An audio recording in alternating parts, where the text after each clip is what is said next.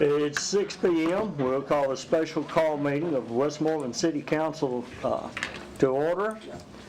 It's a special call meeting at 6 p.m. on Thursday, September the 18th, 2019, for the purpose of interviewing candidates for the position of Public Works Supervisor and Sanitation Truck Driver.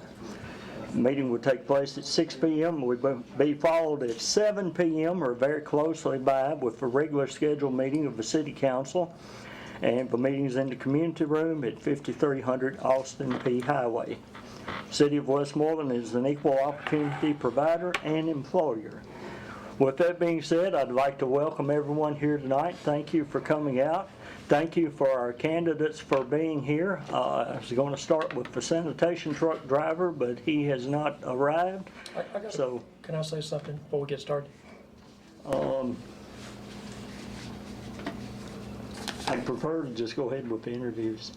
Well, I got a motion I want to make, so I'd like to make the motion. So I think it'd be appropriate to make a motion right now before we get into the interviews. So I've given a lot of thought about hiring a part-time sanitation truck driver since we've talked about it. I think you're out of order, Tony. Well, I think it's a motion that you should take. I was advised by council this was appropriate today, so I'm trying to do what I was advised. We're just here to interview tonight. We're not discussing hiring or anything. Council said the same thing to me. Mr. Bradley told me today the best direction to take, and I'm taking his advice. That was what he said do. Okay, proceed. I gave a lot of thought to it about hiring a part-time sanitation truck driver. I think we was a little premature. I don't think we really thought it through in advertising the job. We've got a good man that does it. He that takes good care of the truck. He gets good comments from his co-workers. And of course, he's very helpful at the sewer plant when he's not driving the truck. So with this said, I move that we defer interviewing and hiring a part-time sanitation truck driver indefinitely.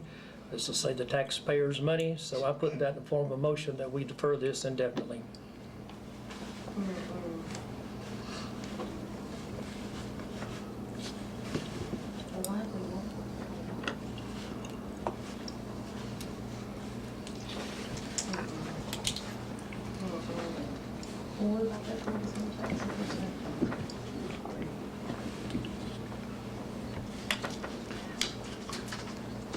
That is to defer the hiring of the position. The interviewing and the hiring, right.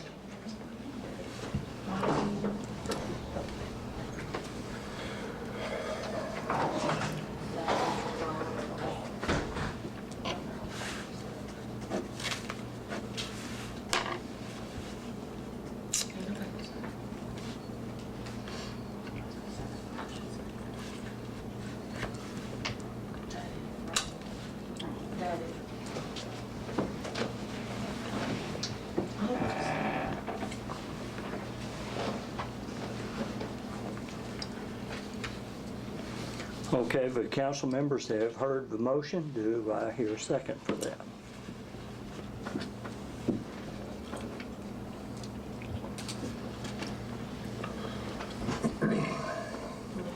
I'll second the motion.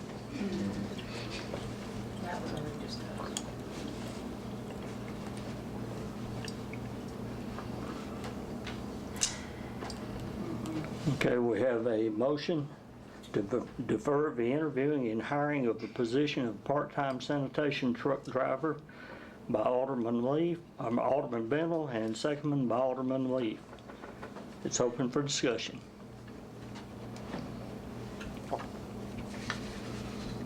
Okay, hearing none. Kelly, will you call the vote?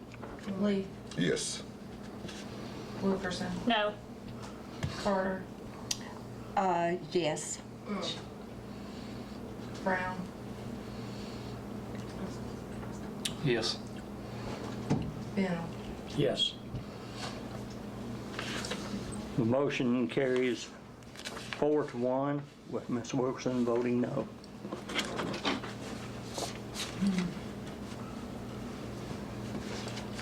Any other motions to be made before the council? Okay, we have our two Public Works Supervisors candidates. Aaron, you're here. Will you please stand? Todd, will you please stand? Pick a number between 1 and 50 for me. Todd, you go first. You're the visitor here. 25. Okay, Aaron? 11. Todd, you have the opportunity to go first, but number was 35. 32, excuse me. Close enough. So if you would come on up. Oh, you want me to go? I thought you give me the opportunity to choose whether I wanted to go Okay, first. now, I'll ask our other candidates to please exit the room, and you can wait outside or over in the other side, and if you would, please close the door on the way out. Come join us up front. Okay, the council, we want to welcome you and thank you for coming tonight and for your interest in the city of Westmoreland. We'll ask you to state your name and address for the recorded record, and the council will do a round robin, I guess, of questions for you. Understood. And just make yourself at home, and you're among friends. Proceed. Yes, sir. Todd Ryder, 2516 Gold City Road, Franklin, Kentucky.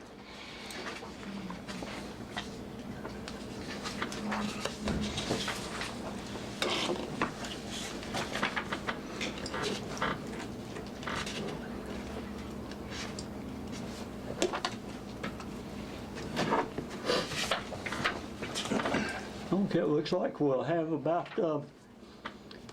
close to 30 minutes to conduct this interview, so we'll start with Mr. Bennell and just come around the table. All right. Of course, we've seen your application, but we'd like for you to kind of expound on it, so that's, some of these questions, like, you could read this in my application, but you can expound on the things Yes. we're going to talk about. What has really prepared you for this job? And again, we've seen, like you've been in California, and you've been around. All over. With the limited knowledge and expectations that you guys have expressed in your application, it would be hard for me to give you an accurate assessment of what you expect other than the general terms you Yeah, I outlined know on your that, yes. application. Right. Some of my qualifications, I'll start with California, is I have extensive work experience with Caltrans. I don't know if you're all familiar with Caltrans. I did not work for them. I was a contractor for them through another company.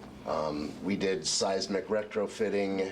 For those of you who don't know what that is, that's basically retrofitting older buildings to make them with the new codes for earthquake safety. They're supposed to be able to withstand 7.8 or whatever the statutes were at the time we did construction on a certain project, whether it be freeway overpasses or high rises or whatever they were having us do at the time. Came to Arizona for a little while, worked for the county of Yavapai briefly. That would be in Prescott, Arizona. Those of you who don't know, it's about 100 miles north of Phoenix. Those of you who have never spent any time in the desert, when it rains, it literally pours and ground does not saturate, so it creates flood situations. So I had extensive knowledge and pump stations and water diverting and things of that nature. Did a lot of home remodeling and home construction, a lot of commercial building remodeling and construction.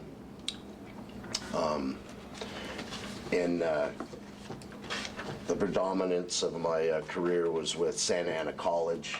I don't know if you're familiar with that. It's in Orange County, California. I served as on the maintenance crew for a number of years. Pretty much anything that popped up, we took care of. Backflows, SMRs, electrical, plumbing, parking lots, just curb and gutter, walkways. I mean, you name it, we pretty much covered it.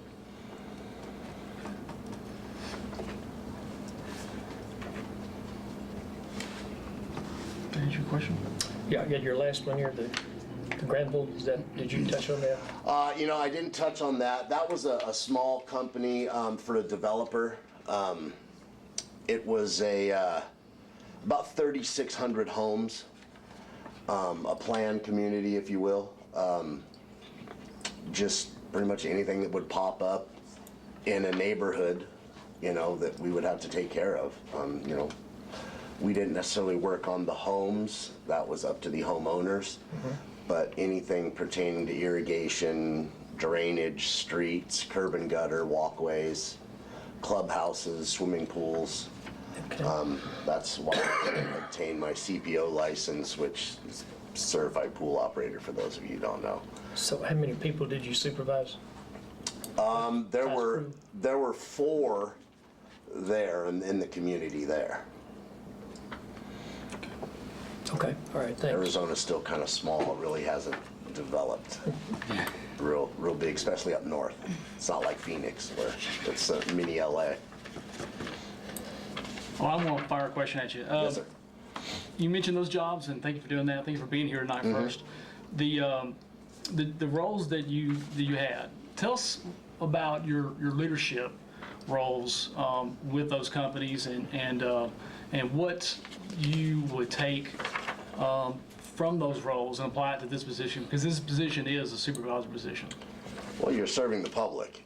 Not only do you have to take orders or requests from supervisors or owners or whatever the case may be,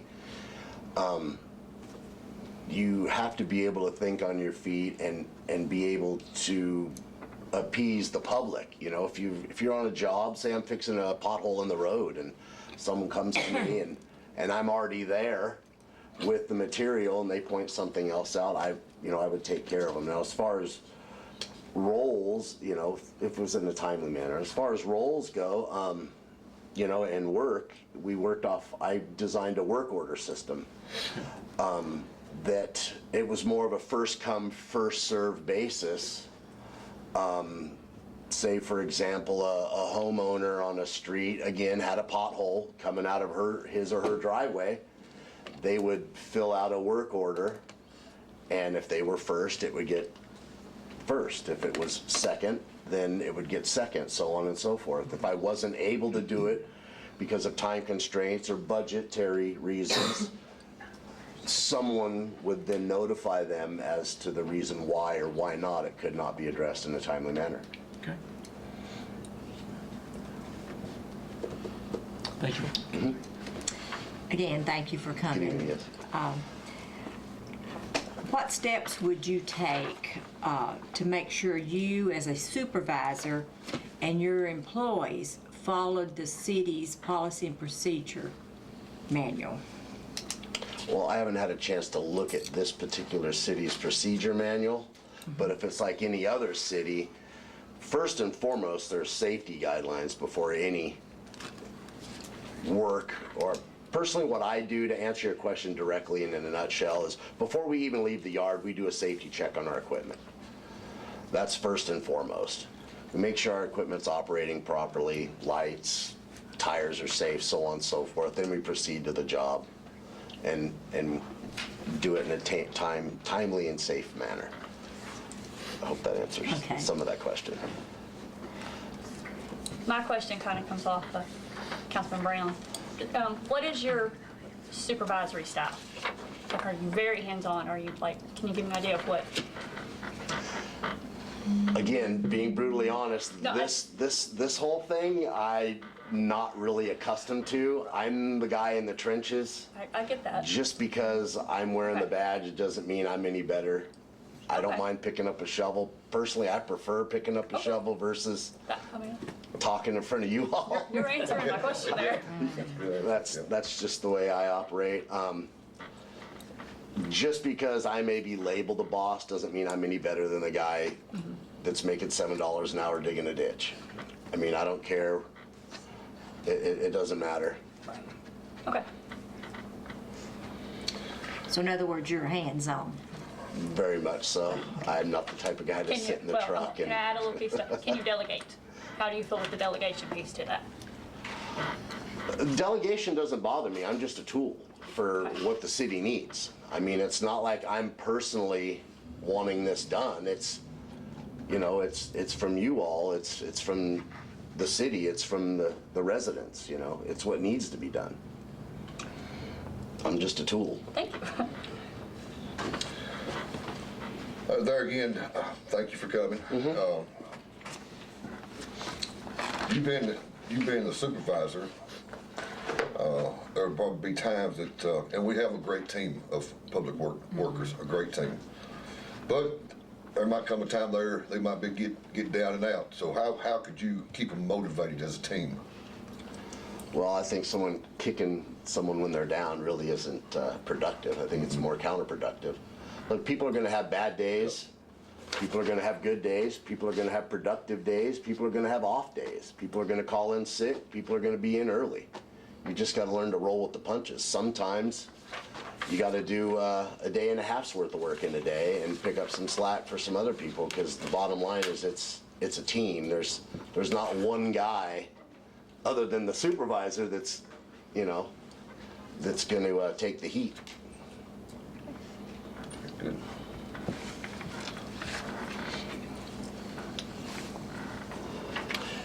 So this is a working supervisor job, so you would understand, sometimes you got a shovel, and sometimes you're filling out a safety report, so you got that right. Safety is so important to me.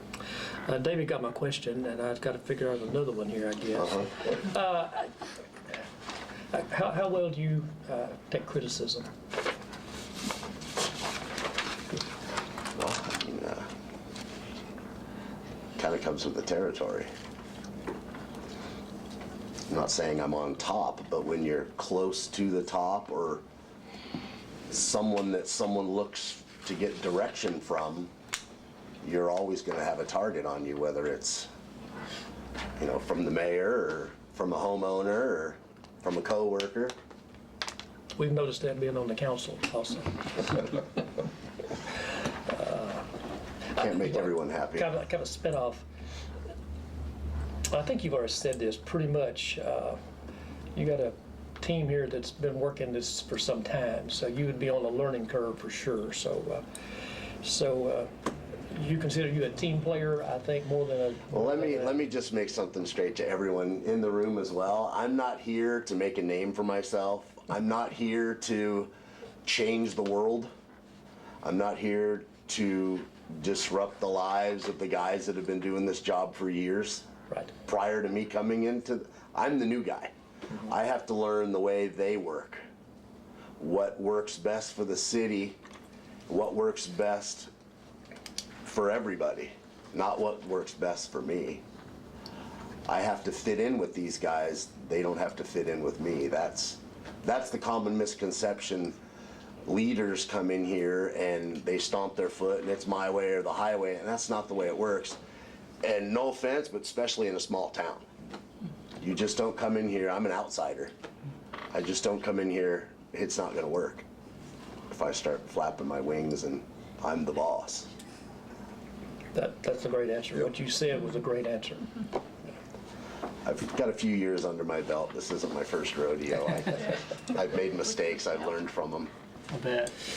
I bet you've had some conflict, and you've had to deal with some conflict in your prior experience. Correct. Tell us about an experience, or you can just elaborate on how you had to step in a particular position and maybe resolve that conflict with some coworkers or yourself and another coworker. You know, I'm going to be honest with you. I've been fortunate. I haven't had a lot of coworker conflicts between myself and them. Okay. Very minor disagreements, you know. Nothing really that stands out. Now there's always, you know, coworker drama.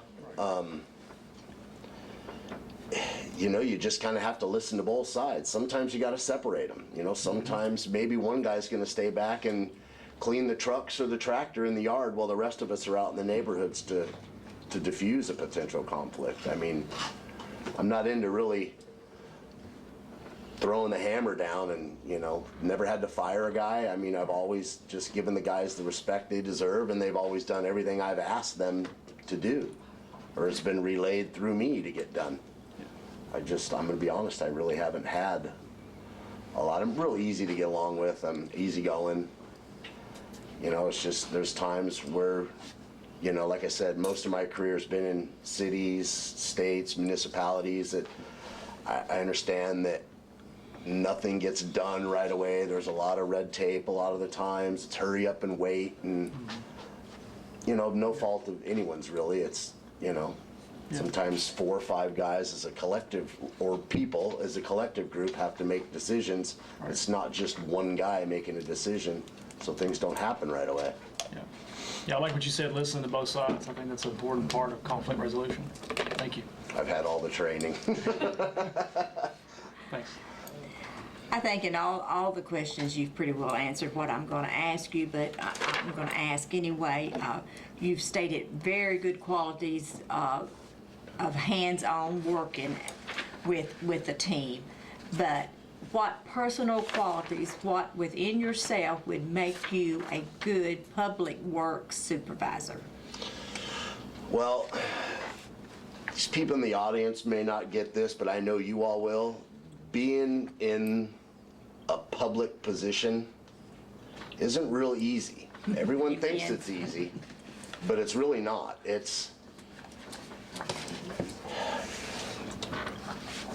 It takes a special person to be a public employee. You have to have a lot of patience and tolerance.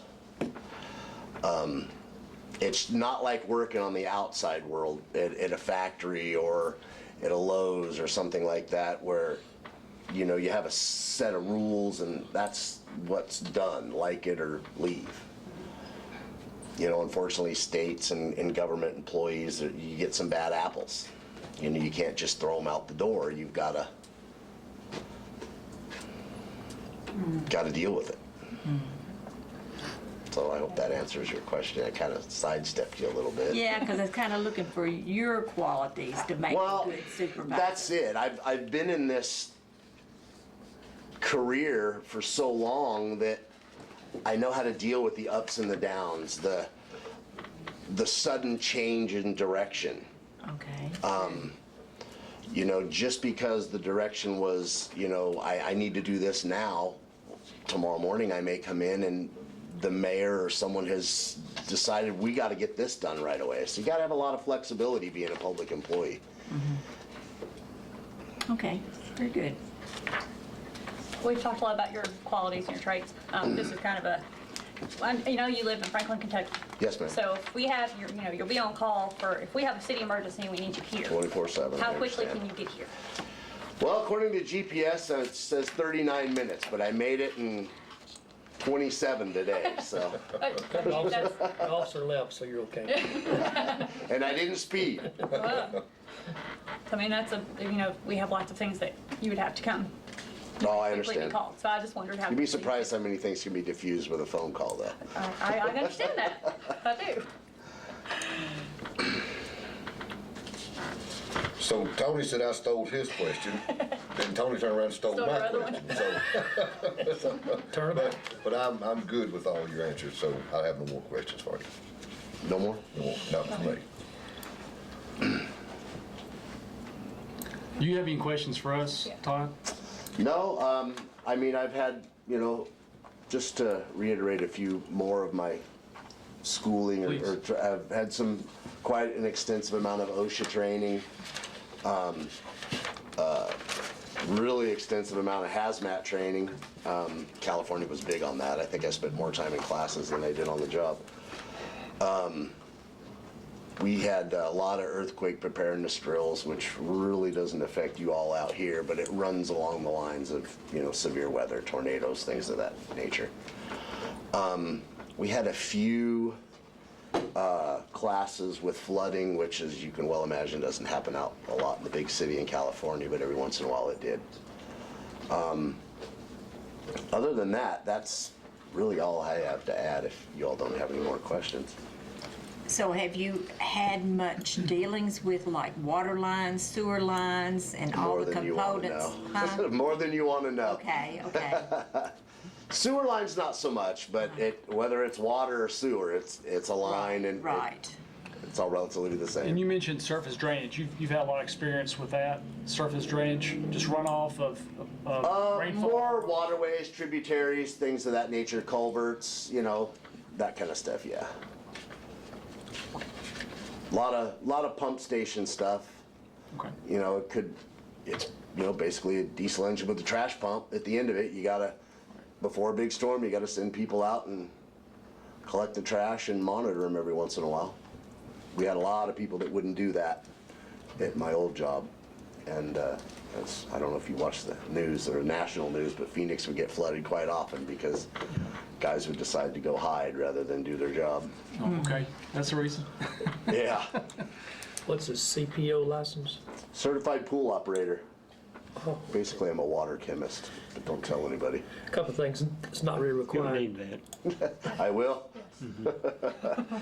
CDL, you never operated? I was gonna talk to you all about that. I moved from California to Arizona and they didn't put my endorsement on my license. But I would assume you guys would want me to have a Kentucky license anyway. So I would just have to swap out my Arizona license and see if they can swap the endorsement. If not, I can get it done real quick. Okay. Tennessee. Well, I don't live in Tennessee, so they won't give me a Tennessee license. I guess that's true. I'll have to get Kentucky So license. they I don't, already checked they're into not that for you. reciprocating of each other states, I guess? Well, when I left California and went to Arizona, they didn't give me an endorsement. It's I a did sticker too. they put on That's the what I back of your thought. license. I thought you could get this, I thought you get the license in the state that you worked under, but I may be wrong, so, Well, it's where you live, it's where you Okay. reside, not where you work. okay, gotcha. How about, again, Yes. just to operate any equipment? You name it, I've operated up to a D9 dozer. I was licensed in California. I don't think you have anything Backhoe? that big. Backhoe? Yeah, yeah.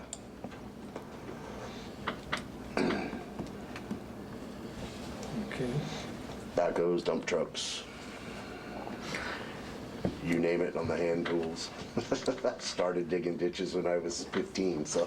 You was talking about your water chemistry. Yes. The TDEC, which is the state of Tennessee, Department of Environment and Conservation, have a lot of classes and training, of which a requirement of this position is that within, I believe it's 3 years, that you obtain a water water collection or water distribution, I believe it's class 1, and a sewer collection I didn't see that, but that's fine. class 1. Yeah. But you Class have, 1's fairly easy. I don't know if your experience would allow you, if you have college, then that counts toward it, but if not, then you have to work on the job for 1 year before you can sit for the exam. But, Okay. yeah, that's a requirement that you have the collection and distribution for the position. For this position? Oh, I didn't see that it wasn't on your application. Oh, okay, it should have been in the, Yeah, it wasn't. The job should have description been have in the that? job Yeah. description. The second page. Oh, I didn't, okay then. Okay, just want to make you aware of that. But that is something you can obtain within the first year of employment, correct?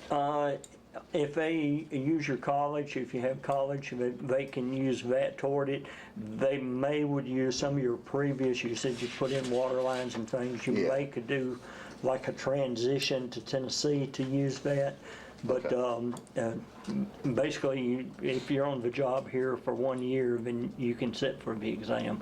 They only offer the exam twice a year, once in May and I think once in, it's October or November. Okay. Probably November.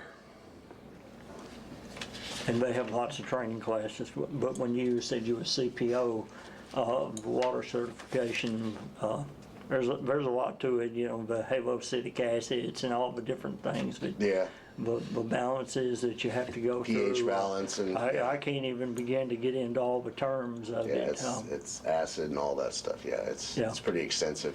And just like what happened with Flint, Michigan, where they didn't put the treatment in their pipes, they ate their pipes up, and next thing you know, half the population Well, a lot of the time, the were treatment you sick, put in the so- water is just as bad as. what's And going we actually rotten had pipes. 2 people in Tennessee, I think earlier this week that were killed in an excavation accident, public utility workers for a municipality, so. It's like down in Yeah. Nashville, wasn't it? I think the I guy can't that Trench remember the came in name on of the it. city out Trench Yeah. lived in, so. I was reading about that. Yeah.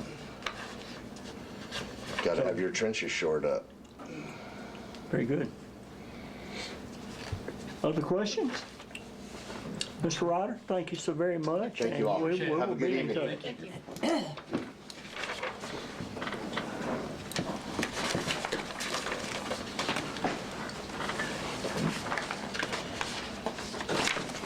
Brian, would you step out and ask Aaron to come in, please?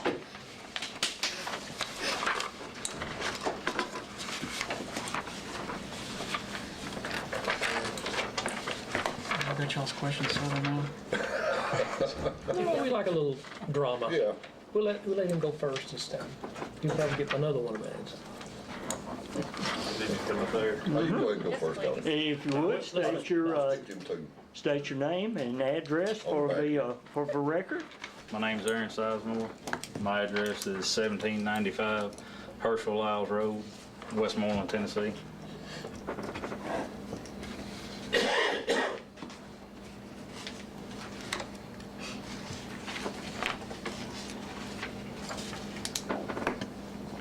We appreciate you coming in and your interest in the job and your interest in Westmoreland as an employer. You've been with us a long time, so you kind of know the ins and outs of a lot of it already, so you've got an advantage. So we will let Councilman Leaf take off with the first question. Hi, Aaron. Glad you applied for the job and show an interest in the job. As you well know, a small town like this, there's a lot of criticism that goes along with it. How would you respond to that? Well, my response to criticism, I guess, would just be to, if somebody's got a question or a problem, I guess I would need to answer it. As far as them criticizing me personally, I really don't take a lot of effect of it. It doesn't take a lot of heart to it. You know, if you don't know me and you're just bashing me on Facebook and things of that such, then, you know, your words are really irrelevant. Now, if you're lying about me, you know, and things that I didn't do, I will tell you. And I will approach, you know, approach things head on. I'm not ever been a coward, or I've never backed down from anybody. And I don't like people trying to bully me. I like people trying to bully my friends and my family either. That's the way I was raised. If I've got a problem with you, I'll come and talk to you about it. If I find out that you have a problem with me, I'll come and talk to you about it and try to settle it, you know, try to fix it. And, you know, I would do my best to handle it civilly, you know. I don't get mad easily. I'm not quick to temper. I'm a pretty laid back kind of guy for the most part, unless you're my kids, and then I'm pretty hard on you. But for the most part, I mean, I would try to handle it like I've always had my whole life. If somebody's got something that they say negative about me, I always try to confront them about it and try to correct the situation instead of making things worse or allowing things to continue to fester until they eventually pop. I'd rather handle it when it's a small situation than let it grow into a big ordeal. Moving into the supervisory role, if you got it, what would your supervisory style be? My supervisory style. I know. Well, I mean, the only way that I know how to be a leader is to also be in there doing it yourself. You can't tell somebody, you need to go do this, if they don't know what they're doing, for one, or if you haven't showed them how to do it. In order to be a good leader, you have to lead. You have to be in there with those people. It's a team effort. It's not just going to be, you know, me sitting at Kathy's or in the office and saying, hey, you know, you guys go do this, this, and this, while I'm going to go talk to my wife all day on the phone. you know, that's a boss that doesn't really care about their employees or their job, in my opinion. And I have worked for those people in the past, and, you know, I don't agree with that. Growing up here in this town, I played football for Jackie Kelly, and one of the things he preached every day in practice was be a leader, man. If I've heard be a leader, man, one time, I've heard it 1,000 come out his mouth. And, you know, being 15, 16, 17, 18-year-old boy playing football, and you don't realize what be a leader means at that time until you become an adult and you've had actual jobs and you've had bosses that are leaders and you've had bosses that just bark orders. But I guess my style would be, I would try to be a leader and not just a boss. I don't want to be the one riding the chariot while I got horses pulling it in front of me. I would rather be out there helping them pull it too.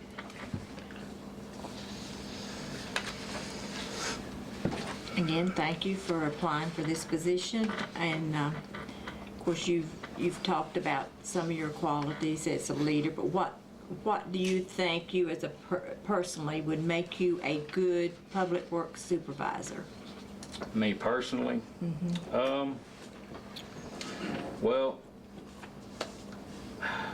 I have very humble beginnings. I grew up with 3 older sisters. I'm the youngest of 4 siblings, or of 4 of us. My father was disabled when I was 5 years old. We moved to Tennessee. He, you know, was on disability for the rest of his life. My mother drove a school bus here. We didn't have a lot of money.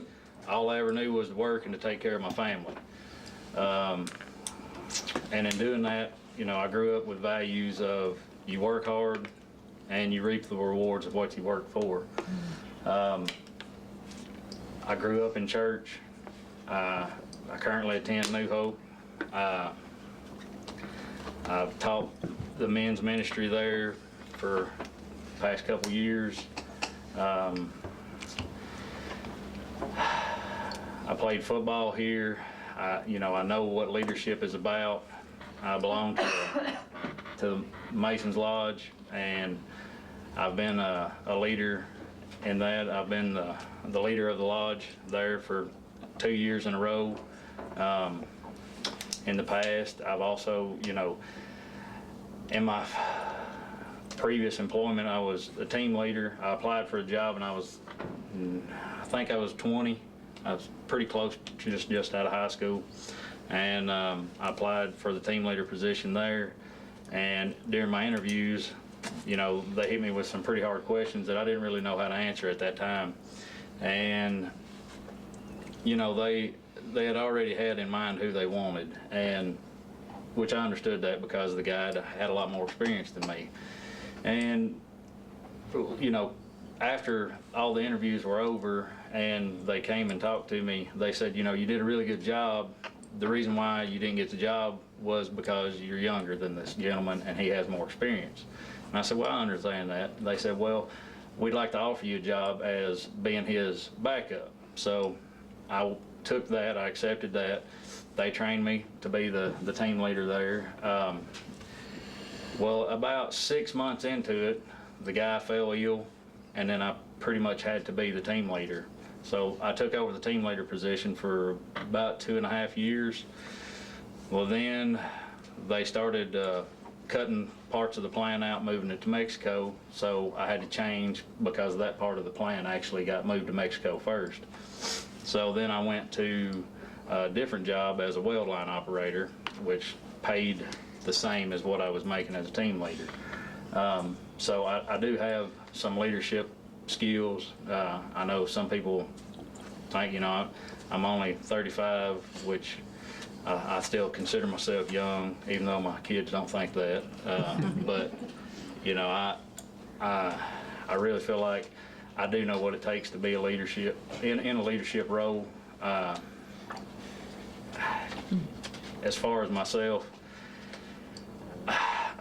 all I know is you know, like what my dad taught me, you get what you put in something. If you put hard work into something, you'll get that out.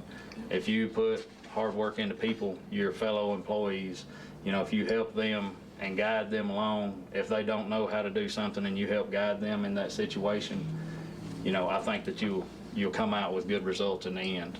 And I really feel like if you ask any of the guys that I work with on a day-to-day basis, that I try to do that. If they don't know what they're doing and I do, I always try to help them do it or explain how to do it. I don't just say, well, you need to figure it out, because sometimes you can't just figure it out. Sometimes you need somebody to show you. I was blessed that I'm a fast learner. If you show me how to do something one time, if I watch you how to do something one time, most of the time I can follow it and do exactly what you did. Now, if situations change and I know certain jobs take certain sets of skills, not everything is going to be exactly the same every time, but if I've seen it done, I can just about do it. And I know not everybody's like that. And I was talking to one of my coworkers actually just last night. I said, I know not everybody's like that. I know a lot of people can't take tests. I know a lot of people, their minds don't work the same. Not everybody's the same. I am okay with book work and things like that. I made it through college. I didn't make straight A's, but, I did graduate. But I completed it. If I set out to do a task, I intend on completing it no matter what it takes. And sometimes it takes a lot of extra work. Sometimes it comes easy. So with you already being in this team that we're talking about with Public Works, Yes, ma'am. you feel like that with your qualities, you could step out into the different role as a supervisor, guiding them each day instead of being guided. Yes, ma'am, without a doubt. Okay. That's another question she got, man, Well, Let's pull another question on that. that was on my mind. That's all right. Because I know that it could be tough, I'm sure. Right. With you already being on the team. Right. And stepping into a different position Right. per se. I know all of you all do probably equal work each day. You have to be a team, Right.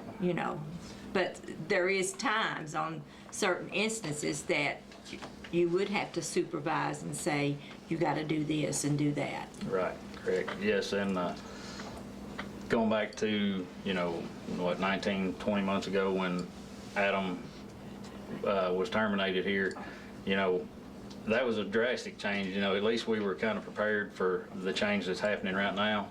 We weren't prepared for that. And at that time, I stepped up and did things that I hadn't been doing in the past. And, and we all did. We all had to.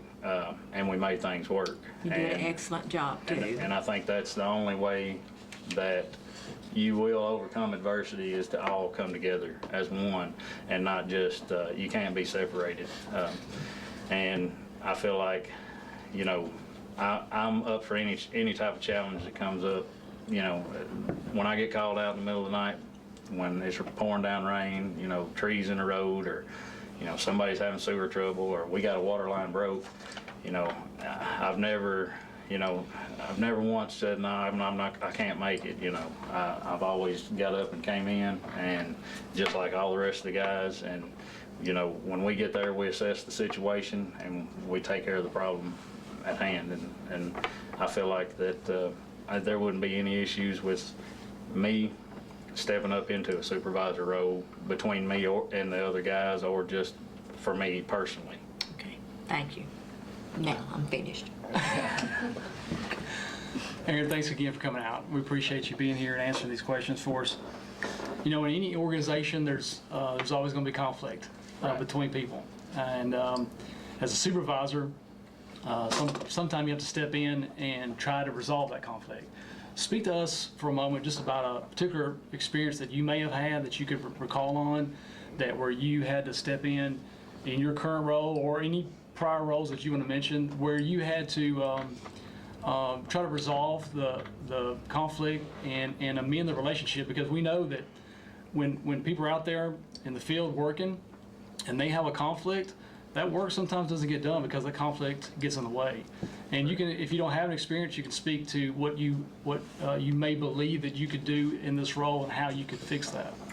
Well, I've never came across a conflict in my workplace that I had to address or participate in, fortunately. Knock on wood, I hope it doesn't happen, but I'm sure that but I did grow up with 3 older sisters. Okay. And they, 2 of them in particularly are pretty hot-headed. I'm not calling any names. No, I'm not gonna name any names. I love them all equally, but they, would sometimes come into some conflict that, growing up, when you got all of those type of people in the same house, especially when they're like a year or so apart or even, a few months. And, I have experienced having to talk to my sisters growing up, and kind of try to mend fences with them because, they didn't actually see eye to eye on things. And so I do understand exactly what you're saying, but luckily I've been blessed that I haven't had to approach that situation at a job or at work. But in life, I've done it with family and I have 2 boys, and God love them. They don't see eye to eye at all. They're difference in night and day, and I have to do that on a regular basis with them. So the way that I would handle it would mainly just be to talk to them. Sometimes you got to separate people. Say, hey, you need to go sit in the truck and have a break. Go drink some water. Cool off, think about things. Come back after you've calmed down. And sometimes when you're working and you're in the middle of a water leak, in particular out here, and you got a 10-inch main and you can't kill it. Frida actually has driven up on us working on a big 10-inch main out here by Lakeside Church, and we couldn't kill the line. There was no way to kill that line, and water's just going everywhere. And, there's a couple guys in the hole swimming around because, that's the only way to handle it. Sometimes you get frustrated, somebody's always in the way, and, or somebody's a little slower than you, or somebody doesn't do things your way. And, I can see things like that, sometimes you get heated, but you just have to try to keep a level head and say, hey, I know we're having a problem, but maybe it's not exactly how you see it. Maybe you should just, just chill out for a few minutes. Let me talk to him, and, you take a break for a little bit. We'll work this out and, come back together and get this done and finish the day. Well, you mentioned family as a perfect experience. I can take teachers in my building and resolve their conflict, but I can't keep my 2 boys from fighting over the Xbox. So Exactly. I agree with you 100%. Exactly. Thank you. One day you're a worker and the next day you're the boss. I assume you've interacted, your guys know what your plans are. Do you think are they supportive, or what's kind of been their response to you putting in for this position? Well, so far everybody's been great, but that's just like people in this room. You can walk around and shake hands with everybody in here, but you don't know what they're going to say when they go home to their family. I've not experienced any negative comments or anything from work. Everybody seems to be on board with me becoming a supervisor, and just to be frankly honest, a lot of them, well, not a lot of them, but there's probably 50% of them that said that if it wasn't me, that they would be extremely upset and heartbroken. And they say that because they don't understand, they don't know what's coming, and they think, well, if I get it, at least they're more comfortable with me. They know me already. They don't have to adjust to somebody different or learn somebody different, and they don't have to teach me, because I've already been here.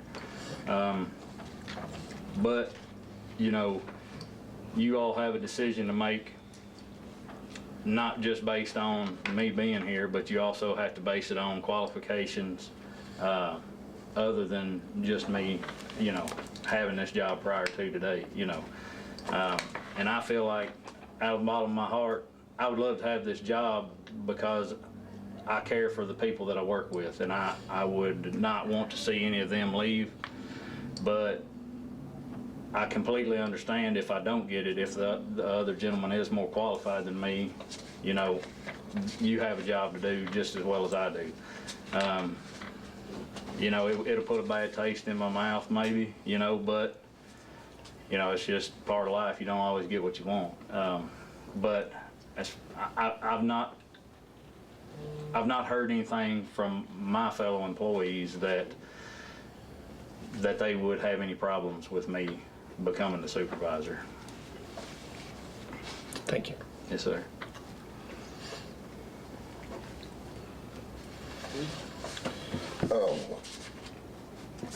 Aaron, I know you're already working with this great team of employees that we have, and everybody gets along really well. Yes, sir. And you may have already answered this, but if you become the supervisor, and there is a situation that somebody has violated the policy or violated the rule, can you make a tough call? Yeah, without a doubt. Okay. Like I said, I have 2 boys, and I'm trying to raise them to be good Christian men, and I have to make tough calls on a daily basis with them. In life, things aren't always what you want, and everybody makes mistakes. I've made plenty. But if you make a mistake, you need to be prepared to face the consequences of your actions. And, you know, sometimes we do things out of anger. Sometimes we do things out of fear. Most of the time, fear of the unknown. And we say things a lot of times that we don't really truly mean in our hearts, but we, you know, just that, you know, comes to your mind and you say it. And you can't take those words back, but you have to face the consequences of what you said. So, yes, I would not have any problems with making a tough decision as far as writing somebody up or, you know, things like that, turning them into the, I guess, the council, I guess, as what you would say, for reprimand or whatever.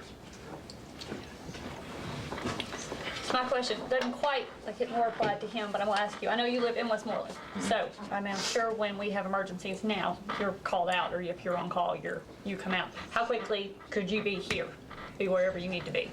I live, according to my phone, every time I get in my truck, it says I can be home in 14 minutes from work. So Okay. it probably takes me, you know, Okay. 20 minutes after I get dressed and everything. Okay.